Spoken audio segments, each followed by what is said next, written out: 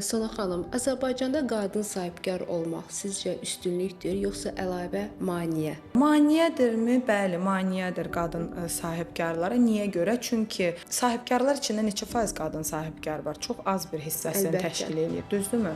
İkinci məsələ, rastlaşdığımız məsələ bürokratik məsələlərdir. Bunları belə deyək də aşmaq həm fiziki, həm mental olaraq insandan zehin güc tələb eləyir. Bəzən psixoloji insan çöküntü yaşayır. Bəzən deyirsən ki, pes edirsən. Türklər demiş ki, artıq mənlik deyil, yetər, gedərəm belə deyək də maaşlı işimdə yenidən Bəli, işləyərəm və s. və ilaxır. Xarakter məsələsi də burada öz sözünü deyir. Məsələn, insan var ki, yaşadığı çətinliklər artıq o adamı belə deyək də çökdürür və artıq davam etmə gücü görmür özündə.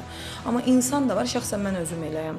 Mən heç bir halda, heç bir kəsin, heç bir çətinliyin qarşısında onu həzm eləyə bilmərəm ki, mən bunu bacarmadım.